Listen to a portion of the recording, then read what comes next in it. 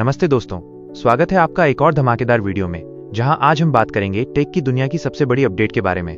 भारत के ऑटोमोबाइल इतिहास में फोर्ड मोटर कंपनी का जाना किसी बड़े झटके से कम नहीं था।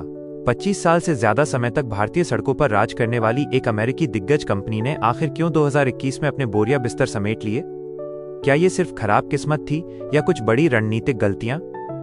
आइए जानते हैं फोर्ड के भारत से बाहर निकलने के असली और कड़वे सच। 16,000 करोड़ रुपए का भारी नुकसान, फाइनेंशियल डिजास्टर। फोर्ड ने जब भारत छोड़ने का फैसला किया, तब तक कंपनी पिछले 10 सालों में लगभग $2 बिलियन, करीब 16,000 करोड़ रुपए का घाटा सह चुकी थी। भारत जैसे प्राइस सेंसिटिव बाजार में फोर्ड अपनी जगह बनाने के लिए संघर्ष कर रही थी।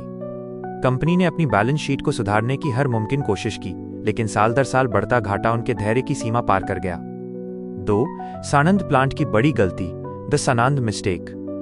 फोर्ड की सबसे बड़ी गलतियों में से एक था गुजरात के सानंद में 6,000 करोड़ रुपए का भारी निवेश करके नया प्लांट खोलना। कंपनी को उम्मीद थी कि वे भारत को एक बड़ा एक्सपोर्ट हब बनाएंगे, लेकिन हकीकत ये थी कि फोर्ड के दोनों प्लांट, चेन्नई और सानंद की कुल क्षमता लगभग 4.4 लाख कारें बनाने की थी, जबकि वे इसका केवल 20-25% ही इस्तेमाल कर पा रहे थे। खाली पड़ी फैक्ट्रियां और उनका रखरखाव फोर्ड के लिए सफेद हाथी साबित हुआ। 3. भारतीय ग्राहकों की पसंद को समझने में चूक, मिसजजिंग कंज्यूमर माइंडसेट। भारतीय ग्राहक माइलेज, औसत, रीसेल वैल्यू और लो मेंटेनेंस को प्राथमिकता देते हैं। फोर्ड की गाड़ियां अपनी मजबूती और ड्राइविंग डायनामिक्स के लिए मशहूर थीं, लेकिन उनकी सर्विस और स्पेयर पार्ट्स को महंगा माना जाता था। हालांकि बाद में फोर्ड ने अपनी सर्विस कॉस्ट कम की, लेकिन तब तक ग्राहकों के मन में यह धारणा बैठ चुकी थी कि फोर्ड पालना मतलब जेब पर भारी बोझ। 4. महिंद्रा के साथ टूटता गठबंधन, द फेल्ड महिंद्रा जेवी। फोर्ड के पास भारत में बचने का आखिरी रास्ता महिंद्रा और महिंद्रा के साथ जॉइंट वेंचर जेवी था। दोनों कंपनियां मिलकर नई कारें और इंजन विकसित करने वाली थीं, लेकिन दिसंबर 2020 में यह डील अचानक रद्द हो गई। इस समझौते के टूटने से फोर्ड के पास भविष्य के लिए कोई नया प्रोडक्ट पाइपलाइन में नहीं बचा, जिससे उनका टिके रहना नामुमकिन हो गया। 5. पोर्टफोलियो में भारी कमी, प्रोडक्ट पोर्टफोलियो गैप। एक समय था जब फोर्ड इकोस्पोर्ट और एंडेवर का जलवा था, लेकिन समय के साथ मारुति, हुंडई और फिर टाटा एवं किया ने एक से बढ़कर एक फीचर्स वाली गाड़ियां लॉन्च कर दी। फोर्ड ने अपने मॉडल्स फिगो, एस्पायर, फ्रीस्टाइल को समय पर अपडेट नहीं किया।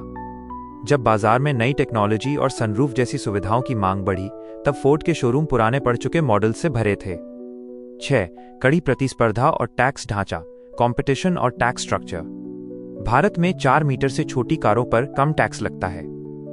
मारुति और हुंडई ने इस सेगमेंट में महारत हासिल कर ली थी। फोर्ड जैसी ग्लोबल कंपनी के लिए बार बार भारतीय टैक्स नियमों के हिसाब से अपने ग्लोबल प्लेटफॉर्म को बदलना महंगा और पेचीदा साबित हुआ। क्या फोर्ड की वापसी हो रही है? The comeback rumours. हालिया रिपोर्ट्स और 2025-26 के घटनाक्रमों के अनुसार फोर्ड ने तमिलनाडु सरकार के साथ एक MOU साइन किया है। कंपनी अपने चेन्नई प्लांट का पुनरुद्धार करने की योजना बना रही है। हालांकि इस बार उनका ध्यान केवल घरेलू बिक्री पर नहीं, बल्कि इलेक्ट्रिक व्हीकल्स EV और ग्लोबल एक्सपोर्ट्स पर अधिक है। फोर्ड की एंडेवर, एवरेस्ट की वापसी की खबरों ने भारतीय फैंस के बीच फिर से उत्साह भर दिया है। निष्कर्ष, कंक्लूजन। फोर्ड का जाना इस बात का सबूत है कि भारत का ऑटो बाजार जितना बड़ा है, उतना ही चुनौतीपूर्ण भी। यहाँ केवल ब्रांड नाम नहीं, बल्कि सही कीमत पर सही वैल्यू और निरंतर इनोवेशन ही टिक पाता है। फोर्ड की ये कहानी हर उस ब्रांड के लिए सबक है जो भारतीय मध्यम वर्ग की नब्ज को समझने में ढिलाई बरतते हैं। अगर वीडियो पसंद आई तो लाइक कीजिए और ऐसे ही लेटेस्ट टेक अपडेट्स के लिए चैनल को सब्सक्राइब करना मत भूलना। मिलते हैं अगली वीडियो में।